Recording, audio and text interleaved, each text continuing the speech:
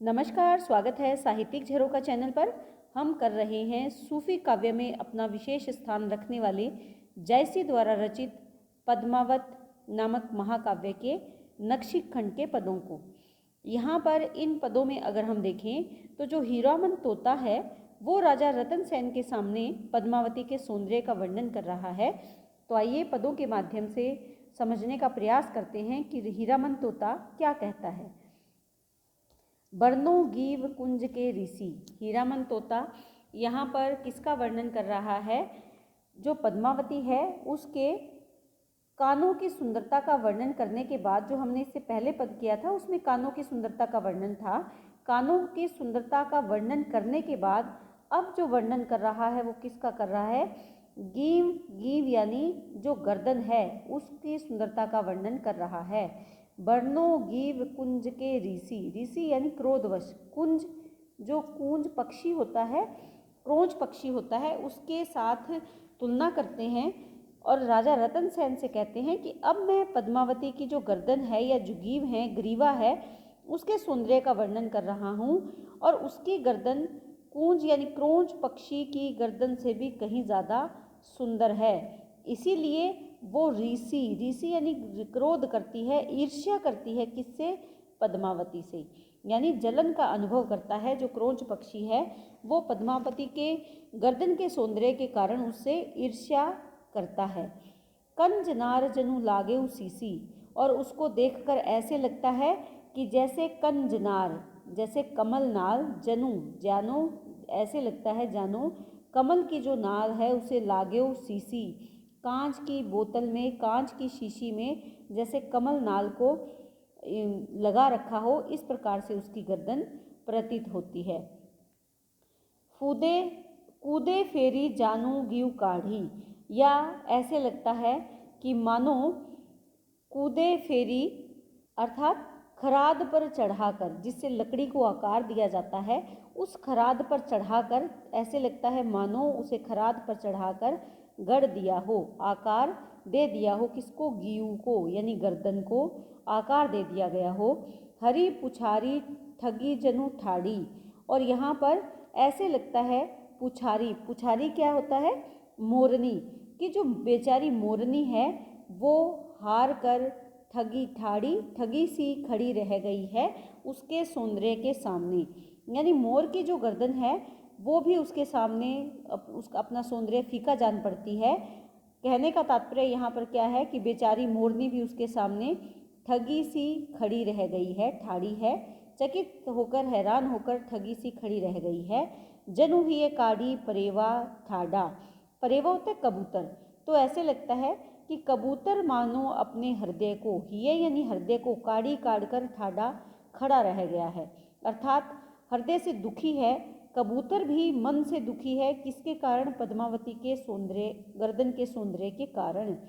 तेही ते अधिक भाव ग्यू बाढ़ा, कि तेही ते यानी उससे भी अधिक जो भाग्य है, गियु गर्दन में बढ़ा हुआ दिखाई दे रहा है, या वो भी अपने भाग्य को कोस रहा है कि उससे तो कहीं ज़्यादा गर्दन किसकी सुंदर है? पद्मावती की सुंदर है और वही ज़्यादा भाग्यशाली है।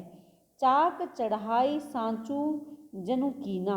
ऐसे लगता है मानो विधाता ने चाक पर चढ़ाकर, सांचे में ढालकर पद्मावती को, उसकी गर्दन को बनाया है। इतनी सुंदर वो दिखाई देती है कि ऐसे लगता है विधाता ने उसे चाक पर चढ़ाकर और सांचे में ढालकर जैसे उसकी गर्दन को बनाया है। बाग तुरंग जानू गिह लेना लीना। बाग तुरंग, तुरंग क्या? घोड़ा। ऐसे लगता है कि घोड़े की जो बाग अथवा लगाम है उसको पकड़ लेने के बाद जैसे जानू, जैसे वो खड़ा हो जाता है, तब उसकी गर्दन बाहर की ओर निकलकर जो आकृति लेती है, वैसे ही पद्मावती की गर्दन भी दिखाई देती है, जान पड़ती है। गियु मंजूर तमुचूर हो को हारा। और उस गर्दन को देखकर कौन हार गया? यहाँ पर मंजूर यानी मोर और तमुचूर यानी जो मुर्गा है वो भी उसके सामने हार मान गया है, वो भी अपने आप को पराजित समझ रहे हैं। बहे पुकारी सांझ सकारा। और वो पुकार रहे हैं। सांझ सकारा, संध्या और सवेरे, यानी संध्या के समय और प्रातः के समय वो पुकारते रहते हैं। किसके कारण? क्योंकि वो हार गए हैं। जो सुबह के समय कौन बोलता है? मुर्गा बांग देता है, शाम के समय मोर पुकारता है। तो यहाँ पर वो कह रहे हैं कि शाम के समय और सुबह के समय वो दोनों ही पुकार लगा रहे हैं। पुनीति है ठाऊं परी तिरी रेखा। और इसमें वो क्या देखते हैं कि उसकी जो गर्दन है उस पर तिरी रेखा, 3 मनोरम रेखाएं उस स्थान पर अंकित हो रही हैं। कब? घूंटत पीक लीक सब देखा, जब वो घूंट भरती है। किसका? पान की पीक का जब घूंट भरती है तो वो तीनों लीक यानी रेखाएं स्पष्ट दिखाई देती हैं। धनी सो गीव दिनेहु विधि भाऊ। धनी सो, विधि यानी विधाता ने जिसे अनुपम सौंदर्य प्रदान किया है, वो गीव, वो गर्दन धन्य है। धनी सो, धन्य है वो गर्दन जिसे विधाता ने, विधि ने इतने भाव से, इतने भाग्य से बनाया है। और दुहु कांसो ले करे मेराऊ। दुहु कांसो से तात्पर्य यहाँ पर क्या है? कांसो यानी किससे, लेकर करे मेराऊ यानी मेल। वो कहते हैं कि पता नहीं किस सौभाग्यशाली से इस गर्दन का मेल होगा, संयोग होगा, या पद्मावती की सौभाग्यशाली को प्राप्त होगी। कंठ सिरो मुक्ता हलमाला सोहे अभरन गीहूँ, को होई हार कंठ ओही लागे केई तपु साधा जीव। इस दोहे में क्या कह रहे हैं कि पद्मावती की जो गर्दन है, उस गर्दन में या उस ग्रीवा में कंठ का आभूषण, कंठ सिरो मुक्ता हलमाला, कंठ का आभूषण और मोतियों की माला, सोहे अभरन गीम, ये दोनों ही सौभाग्य या शोभायमान हो रहे हैं। कहाँ पर? गीम में, उसकी ग्रीवा में। को होई हार कंठ ओही लागे कहीं तपु साधा, पता नहीं कौन होगा कंठ का हार, अर्थात गले का हार कौन बनेगा। ओही लागे केई तपु साधा, किसने ऐसी तप किया है, तपस्या की है, और किस मानव ने ये वरदान प्राप्त किया है या तपस्या से ये साध लिया है कि वो पद्मावती के गले का हार बन पाएगा। तो यहाँ पर पद्मावती को जो प्राप्त करेगा वो सौभाग्यशाली होगा, ऐसा विद्यापति, माफ़ी चाहूँगी, जयसी ऐसा बखान करना चाहते हैं। तो इस पद में अगर देखें तो पद्मावती की ग्रीवा की सुंदरता का चित्रण किया गया है और उसकी गर्दन के सामने सभी उपमान तुच्छ प्रतीत होते हैं। यहाँ पर उपमा अलंकार का सुंदर प्रयोग किया गया है। कुंजन नार शीशे कूदे काठी वाली जो पंक्ति है, जनू जहाँ पर आ जाता है, चाक लीना वाली जो पंक्ति है, यहाँ पर अगर हम देखें तो यहाँ उत्प्रेक्षा अलंकार का सुंदर प्रयोग किया गया है। इसके साथ साथ संपूर्ण पदावली में अगर देखें तो ठेठ अवधि भाषा का प्रयोग किया गया है, माधुर्य गुण है। और पद्मावती के सौंदर्य वर्णन में अगर देखें तो श्रृंगार रस यहाँ पर दिखाई दे रहा है। इसके साथ साथ अभिधा लक्षणा शब्द शक्ति का प्रयोग बहुत सुंदर तरीके से किया गया है। प्रथम 7 पंक्तियाँ यहाँ चौपाई है और अंतिम 2 पंक्तियों में दोहा छंद का सुंदर प्रयोग हुआ है।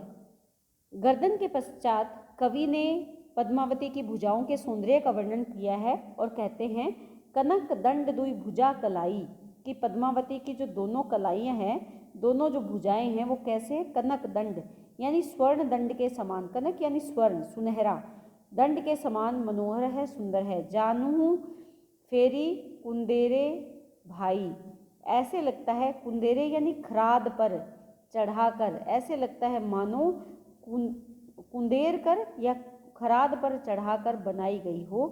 कदली खाम की जानू जोरी, और वो दोनों जो उसकी भुजाएं वो कैसे लगती है? कदली यानी केले के खंबे के समान, जैसे 2 केले के खंबे खड़े हुए प्रतीत होते हैं। ओ राती ओही कमल हथेली, और उसकी जो हथेलियां हैं वो कैसे लगती हैं? कमल की भांति राती यानी लाल रंग की है। जानू रकत हथौरी बूढ़ी, और उसको देखकर ऐसा प्रतीत होता है जैसे मानो रकत में उन हथेलियों को बूढ़ी यानी डुबो दिया गया हो, डुबो रखा हो, अर्थात इतनी ज़्यादा लाल रंग की हैं। रवि प्रभात तात वह जुड़ी। वे प्रातः रवि रवि कब, जब प्रभात में यानी प्रातः काल में, जब सूर्य से भी बढ़कर हैं, क्योंकि सूर्य तो गर्म है जबकि हथेलियाँ क्या है, शीतलता से भरी हुई हैं। तो यहाँ पर क्या कह रहे हैं कि वह जुड़ी हुई हैं, किससे, सूर्य से। कौन से सूर्य से, जो प्रभात यानी सुबह की लालिमा लिए हुए जो सूर्य होता है उससे जुड़ी हुई हैं। हिया काड़ी जनु लिन्हेसी हाथा, रकत भरी अंगुरी तही साता। और उसको देखकर ऐसा प्रतीत होता है कि जैसे उन हथेलियों ने हिय यानी हृदय को काट कर, निकाल कर ले लिया है अपने हाथों में, और रकत भरी, रकत से भरी हुई जो उंगलियां हैं वो भी उस रकत रंजित हो गई है। किस कार्य में, हृदय को निकालने में। अर्थात कहने का तात्पर्य यहाँ पर क्या है कि जो पद्मावती के हाथ हैं वो बहुत ही ज़्यादा लालिमा लिए हुए हैं। तो यहाँ अगर भाव को समझें तो भाव ये है कि उसकी हथेलियों को देखकर सभी के हृदय गदगद हो जाते हैं, और उसकी हथेलियाँ भी और उसकी उंगलियों के समान वो क्या है, लाल है। जैसे उसकी उंगलियाँ लाल है वैसे उसकी हथेलियाँ भी लाल है। ओ पहिरे नग जरी अंगूठी, और वो अपनी उंगलियों में क्या पहनती है, नग से जड़ी हुई अंगूठी धारण करती है। जग बिनु जीव जीव ओहि मुठी, और ऐसे ज्ञात होता है जैसे समस्त संसार के प्राण जीव उसकी मुट्ठी में आ गए हैं। कि इस संसार के, जग बिनु जीव, ऐसे लगता है कि समस्त संसार के जो जीव हैं उनके प्राण जो है वो उसकी मुट्ठी में आ गए हैं। संसार बिना जीवों के हो गया है, प्राणविहीन हो गया है, और सारे जो प्राण हैं निकलकर उसकी मुट्ठी में आ गए हैं। बाहु कंगन टाड़ सलोनी, उसने बाहु यानी भुजाओं में जो उसने कंगन पहन रखा है वो टाड़ नामक सुंदर आभूषण के समान दिखाई दे रहा है। डोलती बाँ भाऊ गति लोनी, और उसकी भुजाएं जब चलती है, डोलती है, डोलती क्या है, बाँ, जब वो चलती है और उसकी बाहें डोलती है तो उसकी गति बहुत ही सुंदर है। लोनी यानी सुंदर है। जानू गति बेड़नी दिखराई, तो यहाँ पर क्या है, बेड़नी, बेड़नी यानी नदी के समान उसका चलना, उसकी जो क्रीड़ा करना है वो कैसे लगता है, नदी के समान, जैसे वो मचलकर चल रही है। बाँ डोलाई जीव ले जाई, और जब वो अपनी भुजाएं हिलाकर चलती हैं तो ऐसे लगता है जीव यानी प्राण, हृदय को ले जा रही है। जब वो अपनी बाहें डोलाकर चलती है तो सभी के हृदयों का जैसे वो हरण कर रही है। दोहे में कहते हैं, भुज उपमा पवनारी न पूजी, खीन भई तहि चिंत, ठावई ठाव बे भे, हृदय ऊभी सांस लेई निंत। क्या कह रहे हैं कि जो कमल दंड उसकी भुजाओं की समानता न कर सकने के कारण क्या है कि भुज की उपमा पवनारी न पूजी, पवनारी यानी कमल दंड उसकी भुजाओं की समानता न करने के कारण खिन्न बेही तेही चिंत, कि चिंता के कारण अति खिन्न हो गया है, दुबला हो गया है। कमलदंड यानी जो कमल की नाल होती है। ठावई ठाव बे भे हृदय, और उसके हृदय के कष्टों में उसमें जगह जगह क्या हो गए हैं, हृदय में छिद्र हो गए हैं, छेद हो गए हैं।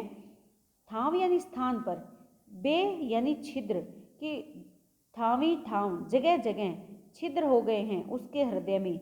यही कारण है कि सांस ले निंत, कि वो जल में खड़ा होकर सदा ऊंची ऊंची ऊभी सांस, ऊंची ऊंची सांस ले रहा है, ऊंचे ऊंचे श्वास ले रहा है। आपने देखा होगा जो कमल नाल होती है उसके बीच में छिद्र होते हैं छोटे छोटे, इसे हम कमल ककड़ी के नाम से भी जानते हैं। तो यहाँ पर उसी के साथ इसकी तुलना करने का प्रयास किया गया है कि वो जो कमल नाल है वो जब इतना सुंदर अपने आप को नहीं दिखा पाता पद्मावती की भुजाओं के समान, तो वो इसी चिंता में क्षीण हो गया है, सूख गया है, और लंबी लंबी सांसें लेकर अपने दुख को अभिव्यक्त कर रहा है। तो यहाँ अगर विशेष की बात करें तो पद्मावती की भुजाओं, उसकी कलाइयों और उसकी हथेलियों के सौंदर्य का वर्णन किया गया है, बहुत ही बढ़ा चढ़ाकर वर्णन किया गया है। इसमें अगर देखें तो कनक कलाई, अगर यहाँ पर हम ध्यान दें तो कौन सा अलंकार आ रहा है, उपमा अलंकार आ रहा है। इसके साथ साथ कई जगह जैसे जानू, जनू, इस तरह के जहाँ पर शब्द आते हैं वहाँ कौन सा अलंकार होगा? उत्प्रेक्षा अलंकार होगा। जैसे यहाँ पर जानहूँ, यहाँ पर जनू, ये उत्प्रेक्षा अलंकार का उदाहरण है। इसके साथ साथ अगर देखें कदली हथौड़ी, तो यहाँ पर कदली यानी किसकी बात कर रही हैं? जो केला है उसके साथ उसकी तुलना की जा रही है, उसके बारे में बताया जा रहा है। तो यहाँ पर अगर देखें तो व्यतिरेक अलंकार का प्रयोग देखा जा सकता है। इसके साथ साथ दोहे में हमने देखा कि कमल की नाल लंबे लंबे सांस ले रही है, सूख गई है, तो यहाँ पर मानवीकरण अलंकार का प्रयोग हुआ है। इसके साथ साथ मुहावरे का प्रयोग किया है, जैसे हिया काठी लिन से हाथा। तो ये जो पंक्ति है ये किसका प्रतीक है? यहाँ पर मुहावरे का प्रयोग हुआ है। संपूर्ण पद अवधि भाषा में है, चित्रात्मक वर्णन है। पद्मावती के हाथों के बारे में जब हम पढ़ते हैं तो एक चित्र उपस्थित हो जाता है, तो चित्रात्मकता है। और इसमें देखें तो 7 पंक्तियों के बाद अंतिम जो 2 पंक्तियां हैं, दोहा छंद में इसकी रचना की गई है। लक्षणा और व्यंजना शब्द शक्ति का सुंदर प्रयोग करते हुए माधुर्य गुण का इस्तेमाल करके इस पद की रचना हुई है। तो इसी के साथ उम्मीद करती हूँ कि ये पद आपको बहुत अच्छे से समझ में आया होगा। बहुत बहुत धन्यवाद।